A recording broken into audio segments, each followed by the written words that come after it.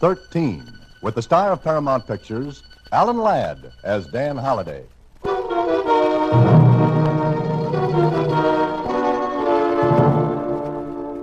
Box 13, care of Star Times. I have a proposition for you. One that will bring you $10,000 if you go through with it. But you've got to make up your mind fast. I'm at 658 Carson Street. I won't be there after tomorrow evening. So, if you're interested, come to see me.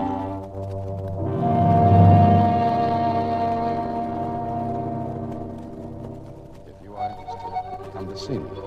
Bring this letter to identify yourself and come to flat number 6. Remember, you've got to hurry. That was it. No signature to the letter. Just that sense of urgency that made me feel as though the writer were afraid. He was. And later, I was.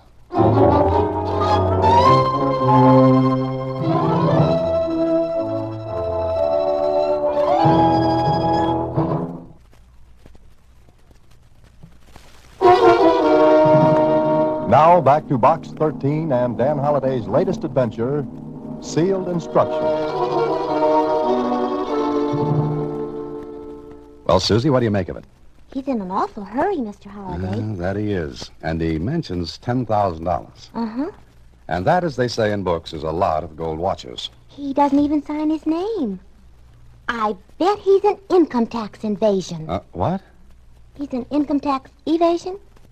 Susie, evader. Well, one or the other. He's got $10,000. Uh-huh. Okay, Susie, it looks like the best letter of the bunch for this week. So my address for the next hour or so will be 658 Carson Street. Carson Street ran through one of those neighborhoods where the houses sat one on top of the other. Crowded, dirty, and teeming with people, trucks, and more people. I found number 658, knocked on the door of flat number 6. Yes? Who is it? Who is it? Box 13. Oh, you got the letter with you? Yes, I've got it. Put it under the door. Okay. Here it comes.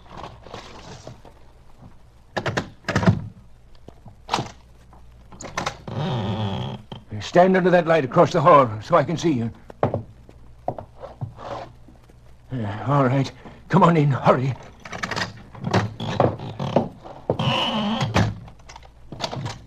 Sit down.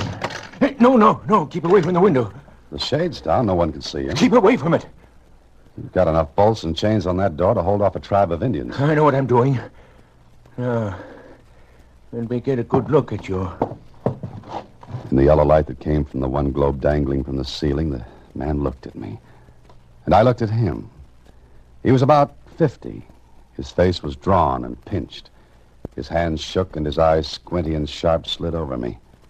I didn't like him. Then he seemed to be satisfied and sat down on a chair opposite me. So, you're after adventure, eh? That's right. Did you see anyone follow you here? Not that I know of. Why? Expecting someone else? I'm always expecting someone. No, I'm not. What do you want with me? Are you free to go anywhere? That's what my ad says. We'll go any place, do anything. I usually do. Would you be willing to go as far as the Philippine Islands? It's a man-sized errand. Would you go? That's all I want to know. Would you go? Well, that all depends on what I've got to do. If there's anything crooked, the answer is no. There's nothing crooked. I want you to go there and bring back something that belongs to me. Something I've got to have. What's stopping you from going yourself? Look at me. I'm sick. Oh, it could be. But you're sure there's no other reason? What do you mean? Well, the bolts and the locks on the door. That fact that you said in your letter you wouldn't be at this address after tonight. The shades drawn. You were afraid I was followed. So? So, 2 and 2 are 4. And the 4 in this case comes out to you're afraid to show your face. I have enemies. The ordinary kind? Or the kind that would kill you? They kill me. I see. Oh, what's your name? You have to know that? It's a little peculiarity of mine. I like to know the people I'm dealing with. My name is Krell. Joseph Krell. Does it mean anything to you? No more than mine would mean to you. Holliday. Dan Holliday. There's $10,000 in this for you. Well, I don't care about that. What? Oh, the money doesn't interest me. Doesn't it? Money doesn't... I must have said something very funny. You did, Holiday. You did. You say $10,000 doesn't mean anything to you. Well, no, it doesn't. I'd better explain. You see, I'm a writer. The stories I get in response to that Box 13 ad you answered, well, they pay me amply for my efforts. There's one born every minute. But will you go? And do what? I'll give you the name of a man whom you're to contact in Manila. That's all you have to know now. Mm-hmm. Then what happens? That will take care of itself. What do you want me to bring back? I told you something that belongs to me. Something I've got to have. Something that means life or death to me. That important, huh? We're wasting time. Will you do it? It's adventure, and when you get back, I'll give you $10,000. Do anything you want with it. I don't care. But bring me what I want. When do I have to leave? As soon as you can. Oh, one more question. What? Where are you going to get the $10,000? Well? I'll have it when you get back. I see. Do I come here? No, I won't be here. I've got to keep moving because he... He? Never mind. When you get back, put another ad below the one for Box 13. Just see you back. I'll get in touch with you. And the name of the man I'm to meet in Manila? You'll find him at the address on this slip of paper. He's expecting someone from me. And, here, take this envelope. Don't open it until you get in touch with the man. Sealed instructions, huh? Yes. And Holiday, take good care of that envelope. Hide it. If he knew you were carrying it, he might kill you.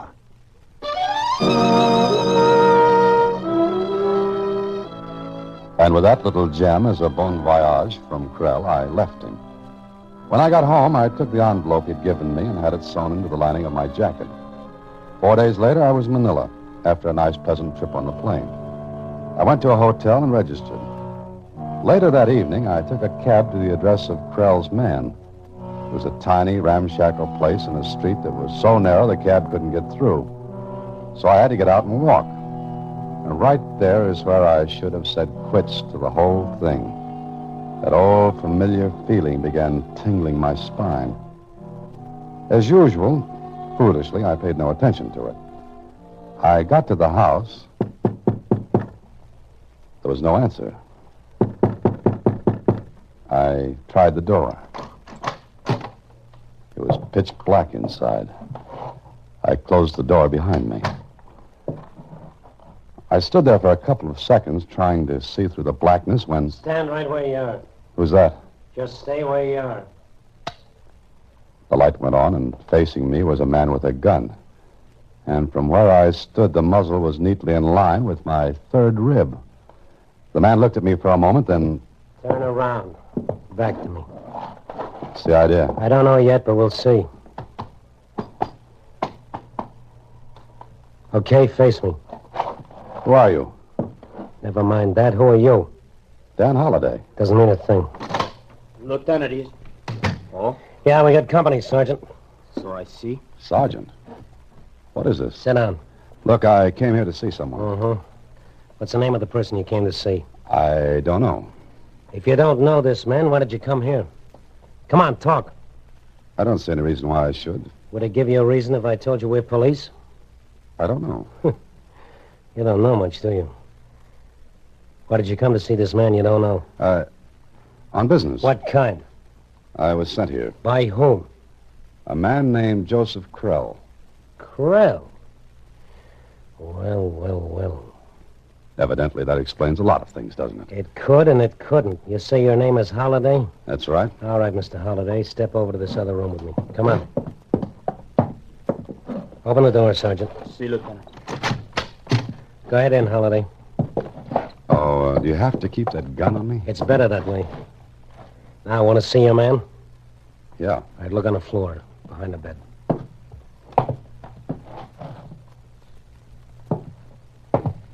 Now you've seen him. Who killed him? We'd like to know that, too. You didn't think I did. Maybe you'd like to talk now. Tell us why you came here, why you had to see Carlos. Carlos? Yeah, the name of the deceased.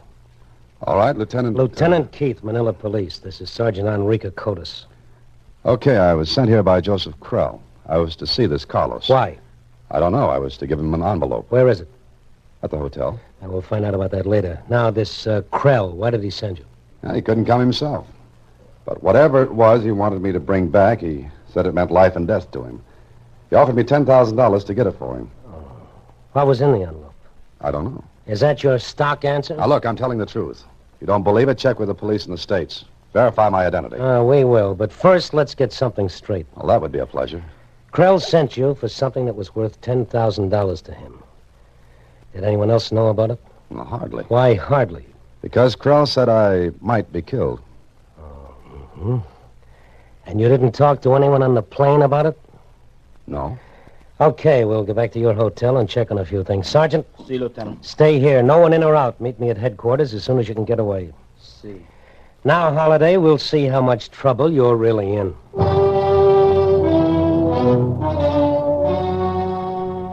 On the way back to my hotel, Keith didn't say much.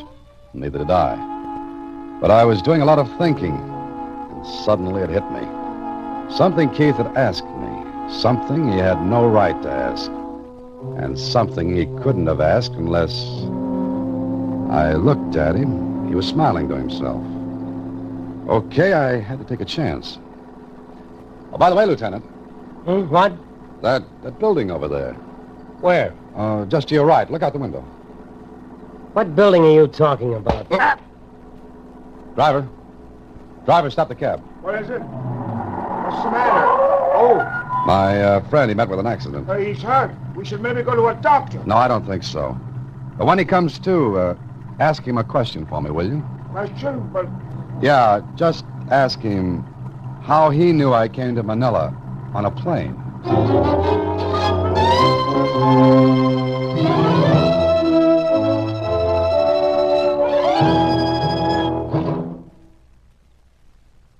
And now back to Sealed Instructions, another Box 13 adventure starring Alan Ladd as Dan Halliday. So there I was, out in the middle of a big puzzle and a murder. Sure, Keith had killed Carlos to keep me from getting to him. Keith must have followed me from the States. Oh, it was smart of him not to play his cards on the plane or as soon as I got to Manila. He waited until I tried to contact Carlos. Then he planned to get the envelope away from me without any more fuss or bother. Now, I had to get back to the hotel and get that envelope before Keith came to. Because when he did, he was going to be very, very nasty. So back at the hotel, I had a bellhop go to my room and bring down the jacket. Is this the right one, Mr. Holliday? Oh, yeah, that's the one.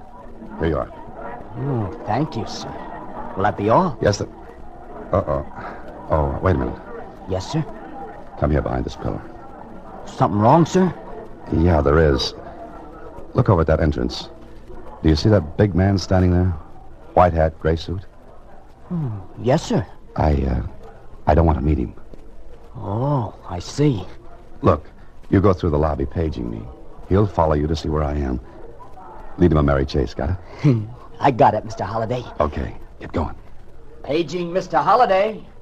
Mr. Dan Holliday. Paging Well, Mr. the bellhop Holliday. did it up good. Mr. Dan Holliday. Keith fell for the gag and followed the bellhop, just far enough behind him so that he could surprise me if he saw me. But he didn't. I ducked out of the entrance and took a cab to police headquarters. There, Let me get this straight, Mr. Holliday. You say this Keith pretended to be an officer? that's right, Lieutenant Marinos. But why? So he could get this envelope away from me. He'd already killed once to get it. But maybe he thought killing me would attract too much attention. But this envelope, where is it and what is in it? We're going to see that right away. Oh, have you got a knife? Yes. Here. Oh, thanks. Well, this was a good jacket.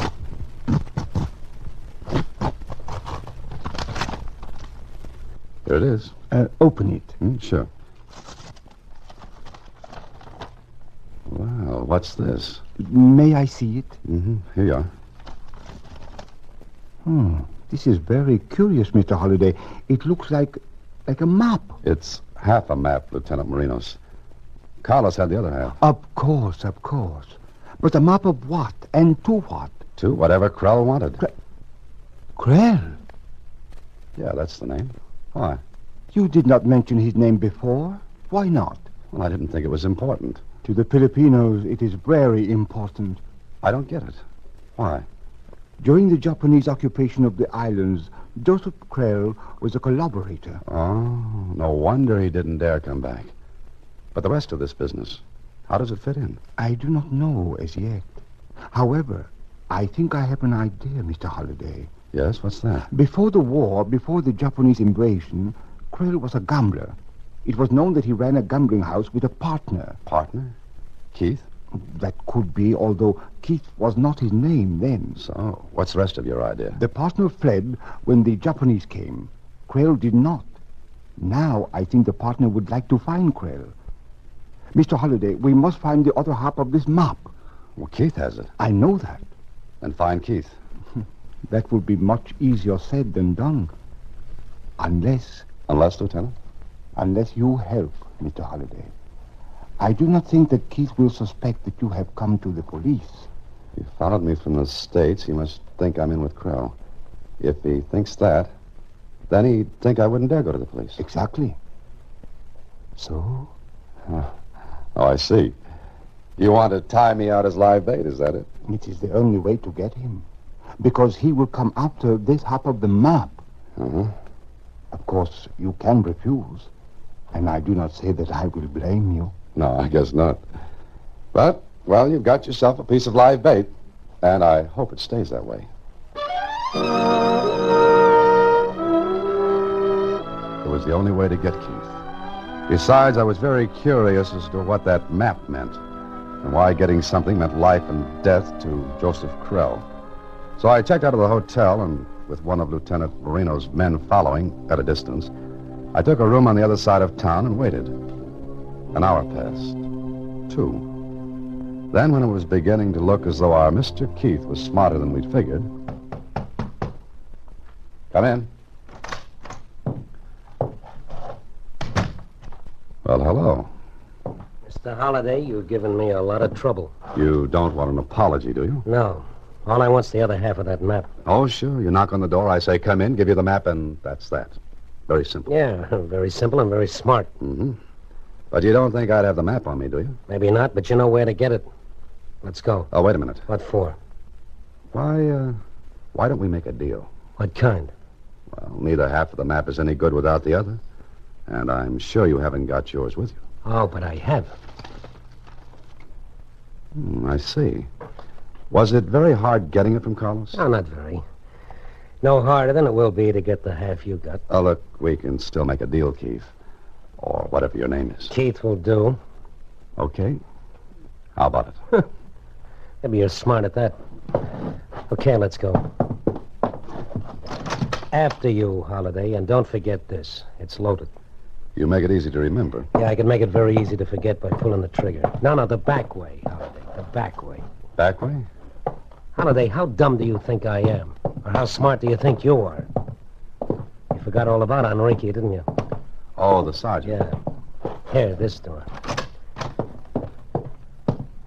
You see, Enrique followed us away from Carlos' place. He knew you slugged me in the cab. Enrique seems to have done all right. Just perfect. Get in this car. Go ahead, Enrique. Looking for your cop friends, Holliday? Cops? Yeah. You see, when you pulled that bellhop trick at the hotel, Enrique was outside. He followed you, saw you go to the police. It's too bad, Holliday, but there are no police. Oh, I see. Enrique took care of him, is that it? Enrique has been very busy. Now, let's have that half you got. I told you I haven't got it. Quit stalling. It was to be bait for me, wasn't it? You and Marinos were so sure you'd have me, you didn't bother to leave the half at headquarters. Let's have it now. Keith looked at me. Sure, he knew he held all the aces, and he held the gun right at my head. Well, there was nothing to do but drag out my half of the map and give it to him. He looked at it, held it against his half. They matched. All right, Holliday, this is the end of the line. You get off here. What do you mean? What do you think?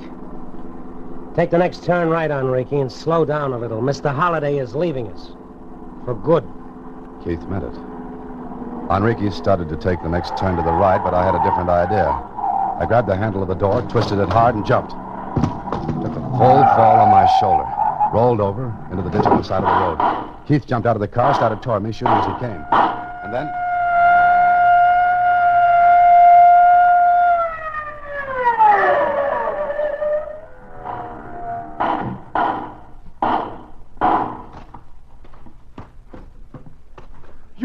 You are not hurt, Mr. Holliday? No. No, I'm not, Lieutenant. Oh, I am glad. We are a majority of 2, Lieutenant Marinos. But Keith... He is taken care of. Whew, how did you get here? By putting 2 strings to my bow, Mr. Holliday.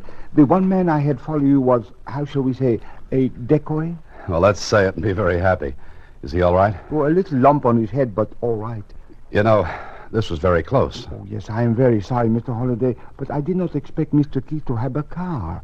However, all is well that ends well. Yeah, sure. Now, how about that map? Come, we will see about that now. For the 2 halves of the map, we went to work. Krell had hidden something in the hills back of Manila. Hidden it before the Japanese invasion. 3 hours later, Lieutenant Marinos and I sat on a box and watched his men digging into the earth. And Marinos talked. You see, this Carlos was Krell's servant. When Krell left the Philippine Islands, he left half the map. Mm-hmm. In case he was caught, a half map would do no one any good. That is right. Keith was Krell's partner. He left. Krell stayed to become a collaborator. Playing 2 games at once. The Japs won, he'd been with them. The Allies won. Well, he'd have what he hid here. Exactly. Lieutenant Marinos, we have found it. This. A box, an iron box. Sergeant, break the lock. Yes, sir.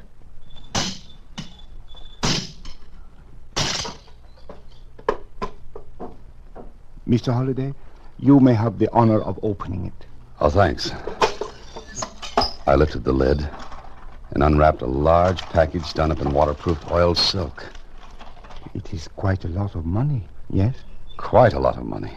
Perhaps $500,000, Mr. Holliday. From the looks of it, yes.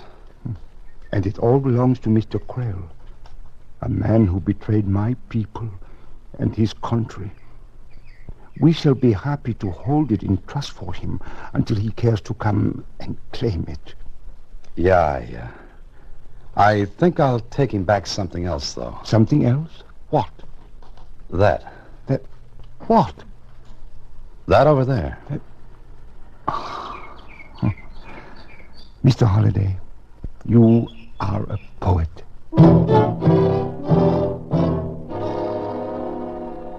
I left Manila the next day with Lieutenant Marino saying goodbye. With me was the iron box I'd come across the ocean to get.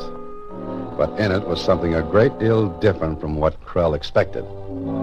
Back in the States, I put an ad below my Box 13 ad. I waited, and then... Here it is, Mr. Holliday, right below the Box 13 ad. It says, Holliday, come to 1256 Chickering Place, K. That's it, Susie. But why don't they arrest Mr. Krell? Arrest? I think we've got something much better, Susie. Much better.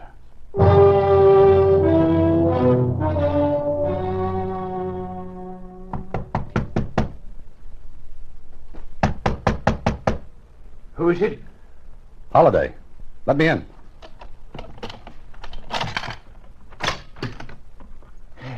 Have you got it? Did you get it? Yes, here it is. Oh, that's it. Yes, that's it, Holiday. I've waited so long for this. So very long. I know you have, Krell. And I'm very anxious to see what you think about it. You didn't open it. The lock looks like it was opened. Why don't you look inside, Krell? Yes, I've saved this key. Oh, your ex-partner is dead. No. Now you won't have to worry about him killing you for double-crossing him. Good. I pay you well, Holiday. I pay you well. With what? With this. Surprised? It's gone. And yes, you took it. But I brought you something in place of the money, Krell. The flag of the new Philippine Republic. The flag of a people you betrayed. I'll kill you. You're very sick, aren't you, Krell? Very sick. You'd never live to stand trial, but you could have lived well on all that money. Please give it to me. Certainly, Krell. Oh, here's the other half of the map, which is why you wrote to me originally. I've not double-crossed you. You can have your treasure anytime, Krell. Anytime you want to claim it. Where is it? In Manila. And anytime you want to go back and claim it. I think the people there will be very glad to see you.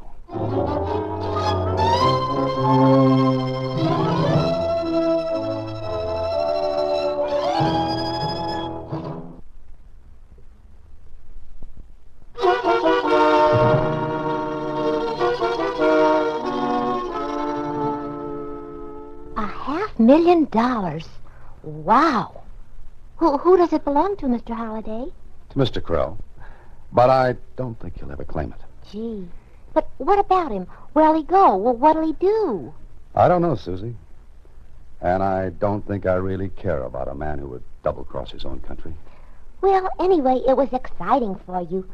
You know, I wish I could take a plane trip like that sometime. A plane... Good night, Susie. Next week, same time, Alan Ladd stars as Dan Holliday in Box 13. Box 13 is directed by Richard Sandville, with this week's original story written by Charles Gannett. Original music is composed and conducted by Rudy Schrager. Part of Susie is played by Sylvia Picker. Production is supervised by Vern Karstensen. Box 13 is a Mayfair production from Hollywood.